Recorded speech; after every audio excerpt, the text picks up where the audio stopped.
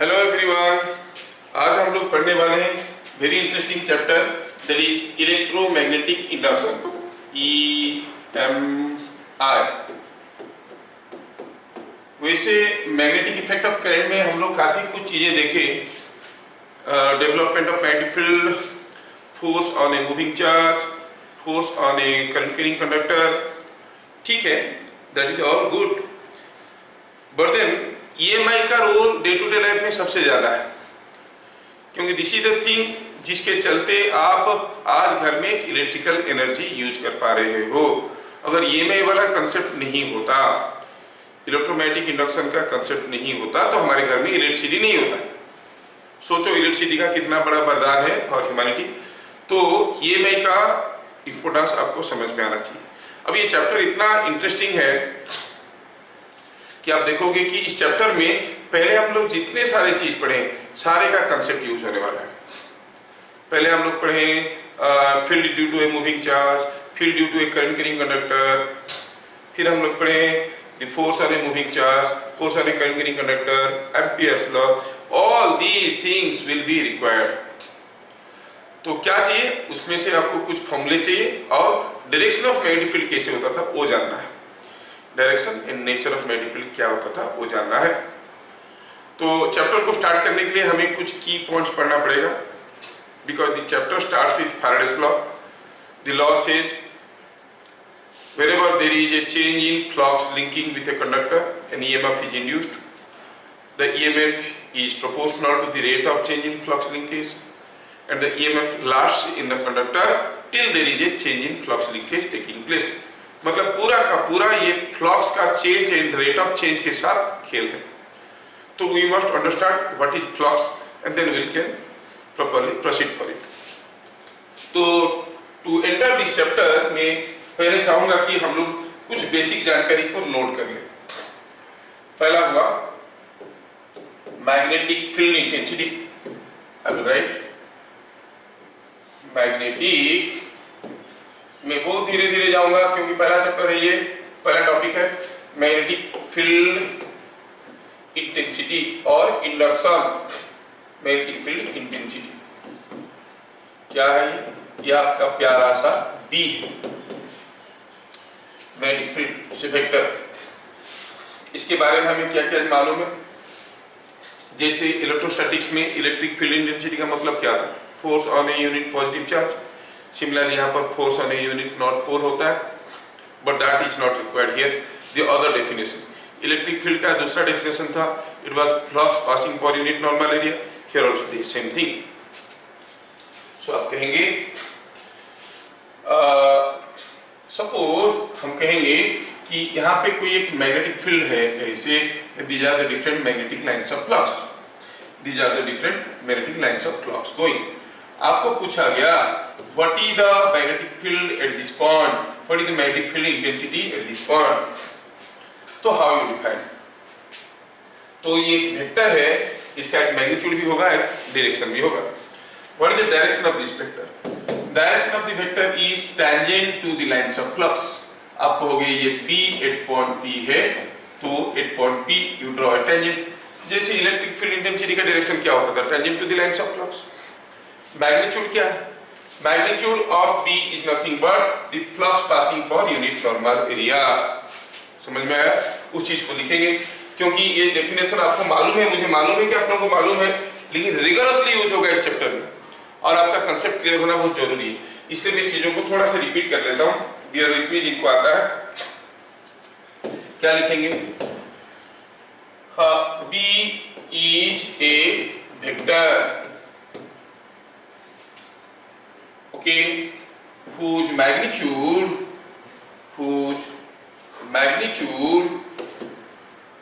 is magnitude at any point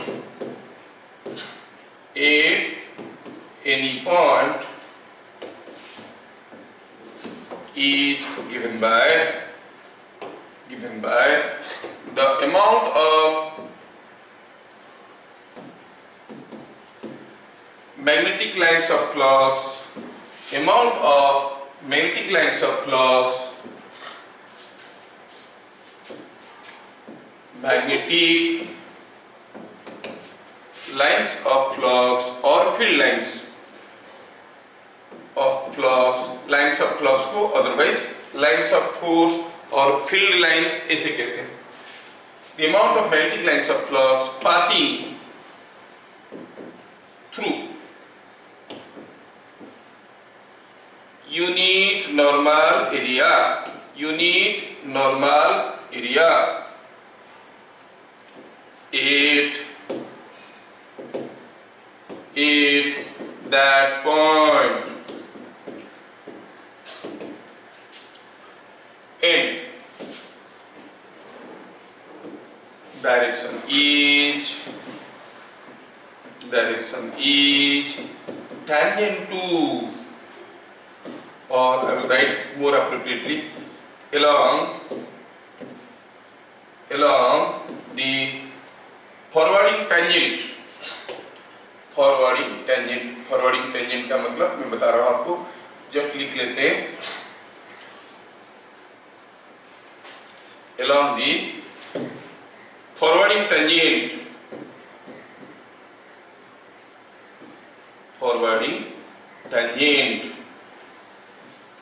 to lines of flux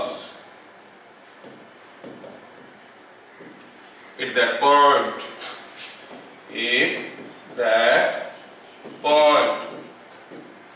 मुझे ये सारा टर्म का प्रॉपर डिफिनेशन जानना जरूरी है, क्योंकि आगे मैं इस सबको रिगरसली यूज करने वाला हूँ। I will not bother about flux, I will bother about rate of change in flux। तो हमें फ्लक्स क्या है सीखना है, चेंज इन फ्लक्स क्या है सीखना है, rate of change in flux क्या है सीखना है। तो you must be very clear about what is flux. तो हम जानते हैं कि अगर यहाँ पर magnetic lines of flux are like this and you are interested for the magnetic field at point P, देन draw a tangent, forwarding tangent. अब फॉरवर्डिंग टेंजेंट मतलब ये लाइंस ऑफ फ्लक्स ऐसे जा रहा था ना, तो इधर को दिखता हुआ tangent, this is called forwarding tangent. नहीं तो कोई कर्व का जो टेंजेंट होता है उसका कोई डायरेक्शन नहीं होता है, इधर की इधर नहीं, अगर फ्लक्स ऐसे जा रहा है तो इस डायरेक्शन में, that is called forwarding tangent. ठीक। और मैग्नीट्यूड क्या, the magnitude of B is d phi by ds, हम कहेंगे it is d phi by ds। let us go for the next page। तो हमें समझ में ये आया कि magnitude of B is d phi by ds, where d phi is the flux passing through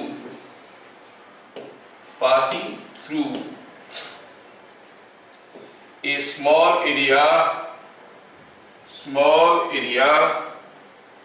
ds held normal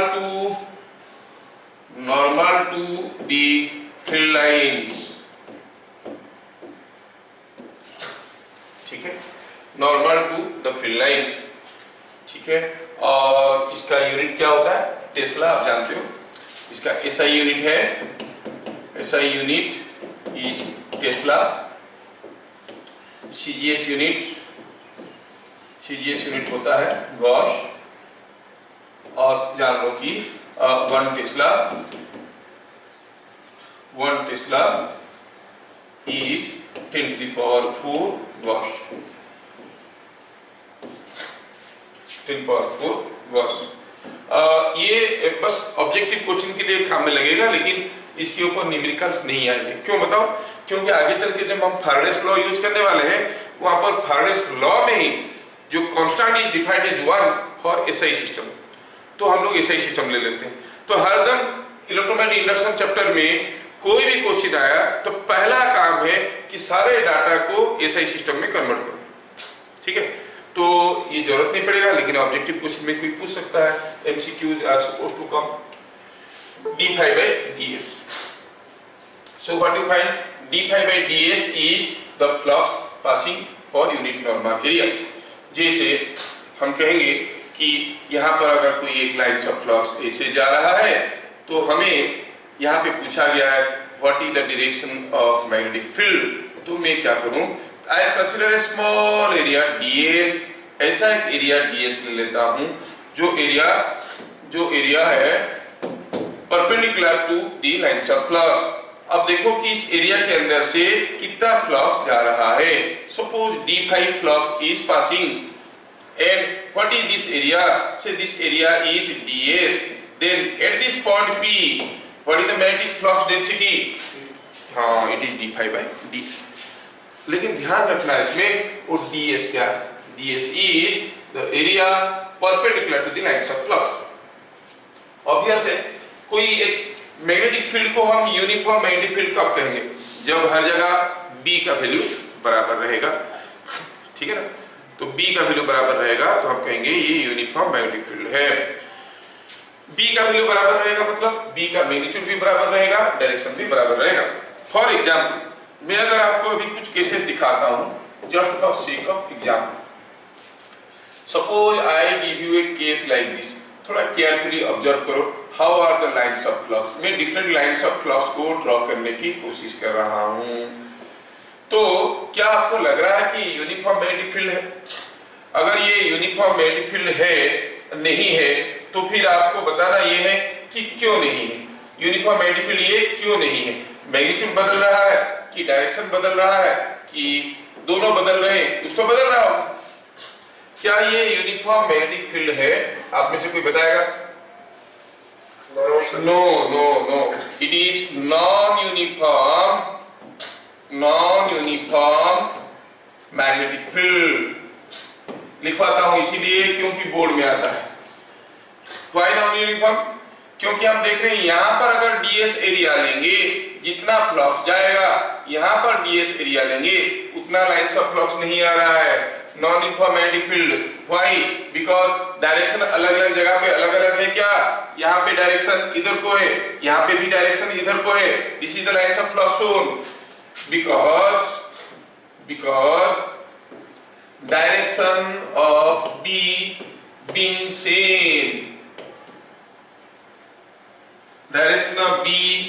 same, magnitude is different at different positions, at different points, अलग अलग point पे आपको क्या मिल रहा है? मैग्नीट्यूड अलग अलग है। ठीक है। If I go for a case like this, just see, this is another case. I draw a magnetic field looking something like this. What you say? This is a uniform magnetic field or non-uniform magnetic field? ये uniform magnetic field होगा कि non uniform magnetic field होगा? हमें सोचना है। क्या कहेंगे इसमें? यूनिफॉर्म होगा कि नॉन यूनिफॉर्म होगा? हम देख रहे हैं कि यहाँ पे मैग्नेटिक फील्ड इस डायरेक्शन में है जबकि यहाँ पे मैग्नेटिक फील्ड इस डायरेक्शन में है। लेकिन यहाँ पर से पर यूनिट एरिया जितना फ्लक्स जा रहा है यहाँ पर भी पर यूनिट एरिया उतना ही फ्लक्स जा रहा है। तो again this magnetic field is having same magnitude at all positions but different directions. क्या मेरी बात समझ में आ रहा है? तो हम कहेंगे it is again non uniform magnetic field. क्यों? Because magnitude of B is constant but direction is changing. क्या मेरी बात सबको समझ में आ रहा है? Yes, sir. Yes. Now आपके लिए आखिरी केस पे छोड़ रहा हूँ। आपके लिए मैं आखिरी केस छोड़ रहा हूँ जो आप बताओ। मैं सपोज और एक केस दे रहा हूँ ऐसा। Think of this case. आप क्या कहोगे? ये मैग्नेटिक फील्ड यूनिफॉर्म है कि नॉन यूनिफॉर्म है? अगर नॉन यूनिफॉर्म है तो क्यों नॉन यूनिफॉर्म है? मैग्नीट्यूड बदल रहा है कि डायरेक्शन बदल रहा है कि दोनों बदल रहे हैं? आप कहोगे दोनों बदल रहे हैं। Non uniform magnetic field. क्योंकि because magnitude of B and direction of B are different at different points. हाँ, ये चीज आपको समझ में आए, मेरे को तो रिगरसली काम में लगेगा। अच्छा, ये बात है। अच्छा, अगर इतना सारा चीज आपको समझ में आया तो ये वाला एग्जाम्पल को बताओ। कोई यूनिफॉर्म मैग्नेटिक फील्ड ऑब्वियसली कैसे दिखेगा? अगर ऐसा कोई मैग्नेटिक फील्ड है, सारे लाइंस ऑफ फ्लक्स एक दूसरे से बराबर डिस्टेंस पे है और डायरेक्शन हर जगह बराबर है, तो आप कहोगे ये यूनिफॉर्म मैग्नेटिक फील्ड है कि नहीं? यूनिफॉर्म मैग्नेटिक फील्ड है और magnitude and direction of magnetic field is same at all positions, है कि नहीं? ये यूनिफॉर्म मैग्नेटिक फील्ड है। अच्छा, अगर आपको ये समझ में आ गया तो सोचो और कमेंट करो। सपोज ये कोई एक स्ट्रेट वायर है, इसमें कुछ करंट जा रहा है। Now in this zone, suppose हम कहेंगे यहाँ पे एक जोन में आपको स्पेसिफाई कर रहा हूं, ये कोई एक जोन है ना? क्योंकि आगे हमको देखना पड़ेगा what is the flux passing through this area, ये सब देखना पड़ेगा। पहले बताओ, in the zone inside the closed loop zone, inside the closed loop zone, the magnetic field due to straight wire is uniform और नॉन यूनिफॉर्म। अगर uniform कहोगे तो कुछ नहीं कहना, और अगर नॉन यूनिफॉर्म कहोगे तो बताना पड़ेगा व्हाई, मैग्नीट्यूड बदल रहा है कि डायरेक्शन बदल रहा है कि दोनों बदल रहे हैं, है ना? चलिए सोचिए और बताइए। हम जानते हैं at a distance r from a straight wire it is mu i by 2 pi r, तो क्या यहाँ पे मैग्नेटिक फील्ड, यहाँ पे मैग्नेटिक फील्ड, यहाँ पे मैग्नेटिक फील्ड बराबर मैग्नीट्यूड के होंगे? नहीं होंगे। तो हम कहेंगे सो B is non uniform. Why? क्या हर जगह डायरेक्शन अलग अलग है कि हर जगह मैग्नीट्यूड अलग अलग है कि हर जगह दोनों अलग अलग है? क्या कहोगे? यस, इसके चलते यहाँ पर डायरेक्शन इनवर्ड है तो यहाँ पर भी तो इनवर्ड है, यहाँ पर भी इनवर्ड है। You could clearly see the direction of magnetic field is same, but magnitude of magnetic field is different. So B is non-uniform because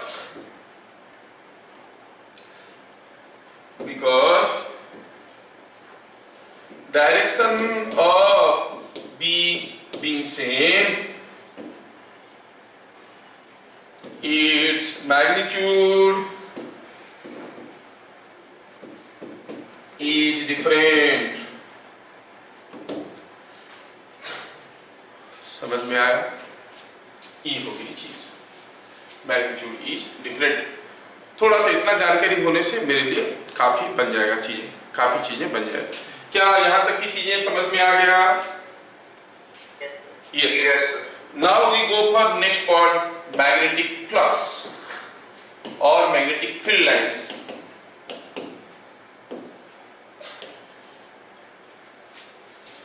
as a whole हमें मैग्नेटिक फ्लक्स की काउंट नहीं करना है। There is a law called Gauss law. Gauss law इसमें भी है and that will be relating to permanent magnets. शायद आपका रिड्यूस सिलेबस में अभी परमानेंट मैग्नेट्स मैग्नेटिक मटेरियल्स नहीं है, लेकिन हम लोग पढ़ेंगे इसको, पूरा पढ़ेंगे क्योंकि उसमें से क्वेश्चंस आते हैं जेईई में, मेडिकल एंट्रेंस में, हर एंट्रेंसेस में आते हैं। इंपॉर्टेंट चैप्टर है, रिड्यूस सिलेबस में नहीं है, निर्णय हम लोग पढ़ेंगे। तो ये मैग्नेटिक फ्लक्स, जब भी हमको कोई पूछेगा what is the magnetic flux, they will definitely ask passing through a particular area, क्योंकि मैग्नेटिक फ्लक्स को किसी एक पॉइंट में नहीं समझा सकते, किसी एक एरिया में समझा सकते हैं। तो पहले फ्लक्स को हम कैसे सिंबलाइज करते हैं? फाई से। हम कहेंगे as B is equal to d phi by d s. तो d phi the amount of flux, the amount of flux passing through area ds is equal to क्या फॉर्मूला बनेगा, B डॉट ds। आपको कि sir dot कैसे आ गया, dot dot कहां से आ गया, मर्जी से, अपनी मर्जी से? नहीं, ऐसे बात नहीं। सोचो कि यहां पे कोई एक एरिया है, this is a area ds, ठीक है, आप जानते हो कि ds इज ए वेक्टर, है ना। अच्छा, मान लो कि यहां पर मैग्नेटिक फील्ड कुछ इस पॉइंट में मैग्नेटिक फील्ड कुछ ऐसा है। Now this magnetic field has got two components, A component like this and A component like this. Suppose ये जो ds वेक्टर है, ये जो ds वेक्टर है, ds वेक्टर के साथ हमारा b कुछ थीटा एंगल कर रहा है, तो हम कहेंगे b का ये वाला कंपोनेंट हो गया b sin थीटा, ये वाला कंपोनेंट हो गया b cos थीटा। अगर b cos थीटा वाला कंपोनेंट नहीं होता, सिर्फ b sin थीटा वाला होता, तो हम कहते कि जो लाइंस ऑफ फ्लक्स है, क्योंकि ये tangent to the lines of flux है ना, lines of flux are parallel to the plane. कोई पूछेगा what is the flux passing through this area, तो पैरेलल टू द प्लेन जा रहा है। Suppose this board is there, lines of flux are moving parallel to the board, are they passing through the board? No. So the flux is passing through this area because of which component, b sin theta or b cos theta? Obviously b cos theta. What is the flux passing?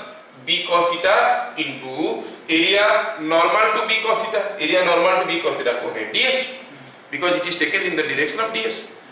So what is the flux passing? b cos theta into ds. So b cos theta into ds can be otherwise understood as b dot ds। क्या आपको समझ में आया? कोई नहीं पूछेगा आपको क्यों हुआ, but then you must understand कि why it is coming so।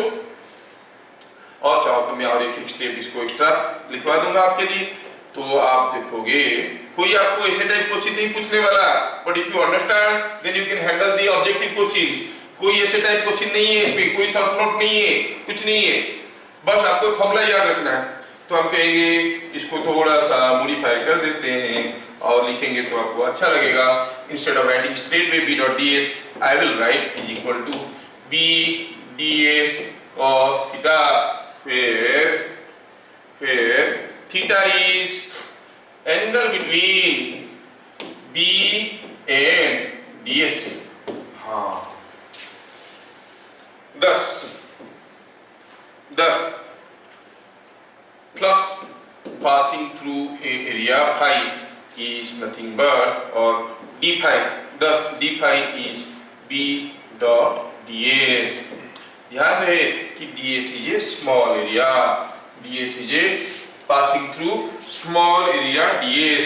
यहाँ पर मैं small area लिखना चाहूँगा क्योंकि that is important, through small area ds। छोटे छोटे चीज बड़े बड़े मायने रखते हैं। यस, तो कोई छोटा सा एरिया में कितना फ्लक्स जा रहा है, b dot ds, phi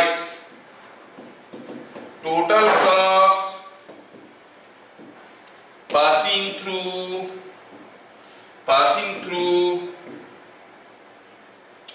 any area is equal to क्या होगा, थोड़ा मैं इसको मॉडिफाई करना चाहूंगा, जगह बनाना चाहूंगा ताकि इसको मैं यहीं पे लिख पाऊं। यस,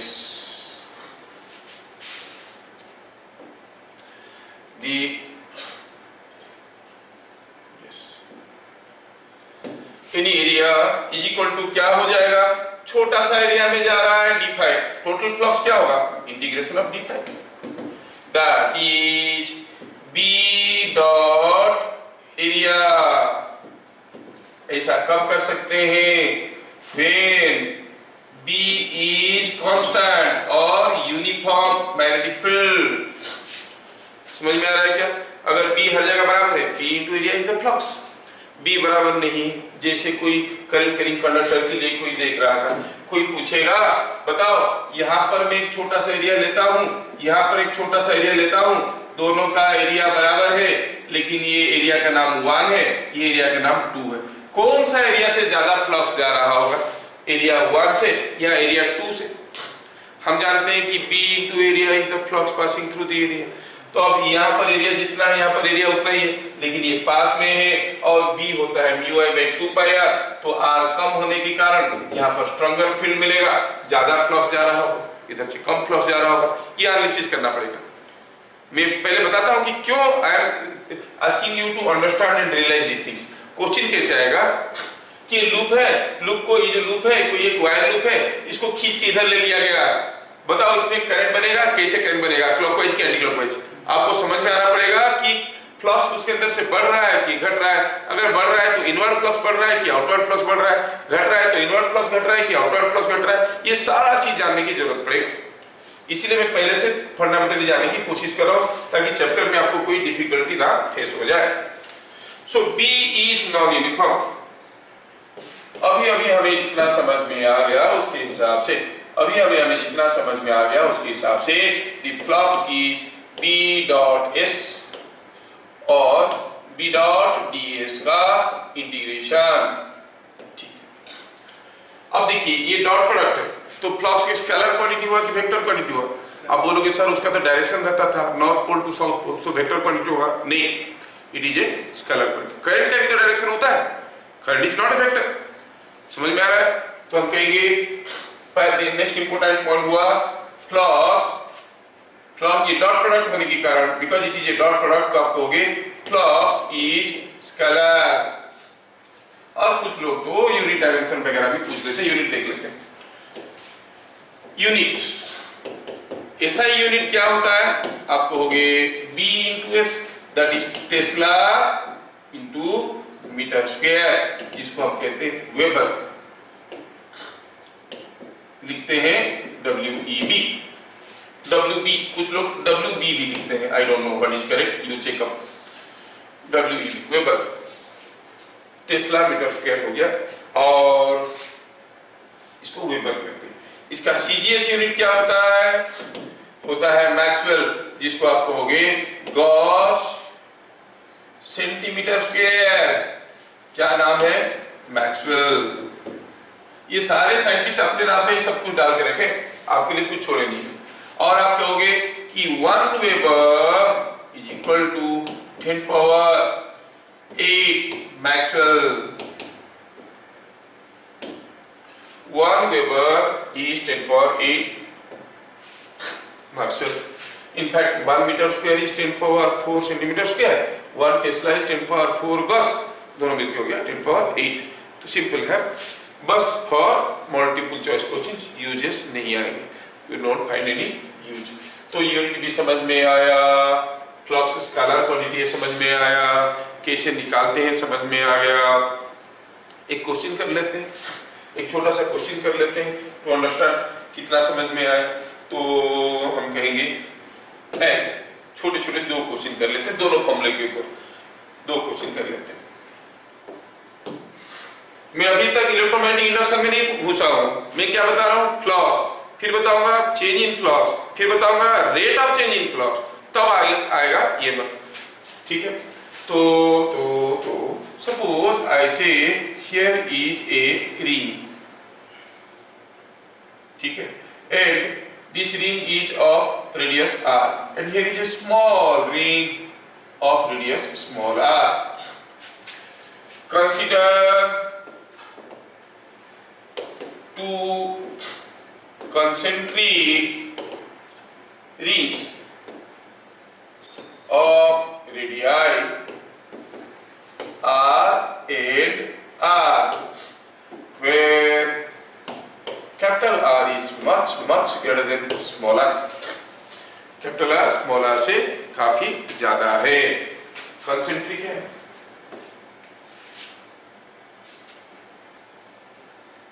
ठीक, both the rings are in the same plane. Consider, तो दिया है, फिगर दिया।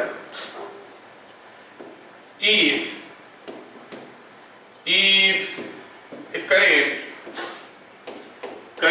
I passes in the outer ring,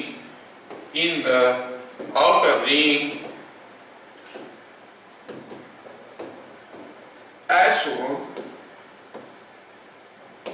find flux passing through flux passing through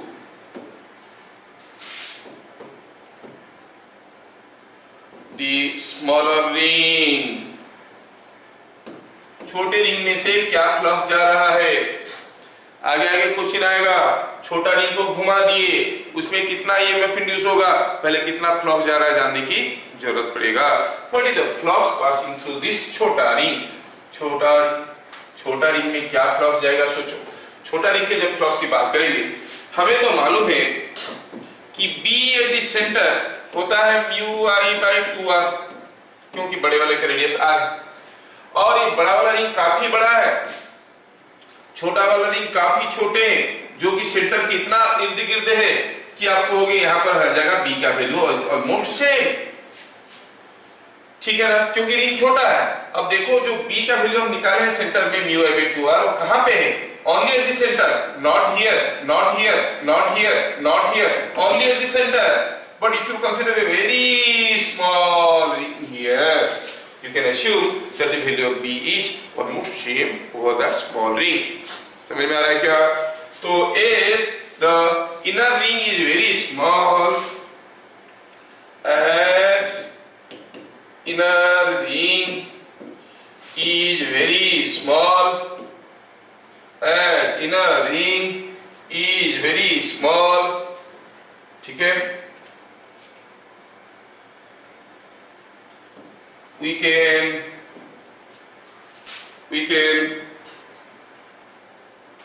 assume B to be uniform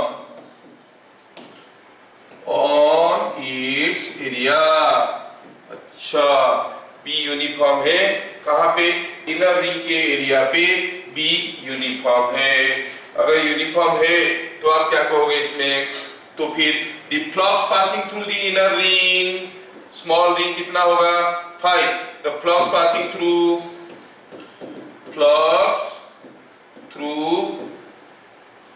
inner ring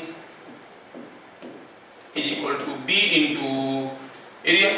area कितना है inner ring का, जो से it is BDS, B uniform है, तो कहेंगे बी का वैल्यू तो है mu I by 2r, B का वैल्यू है mu I by 2r, mu I by 2r into area, mu I by 2r into area of the ring. Area of the ring कितना है pi r square, तो आप कहोगे is equal to mu I by 2r into pi r square. अगर सारे MKS में दिए हुए हैं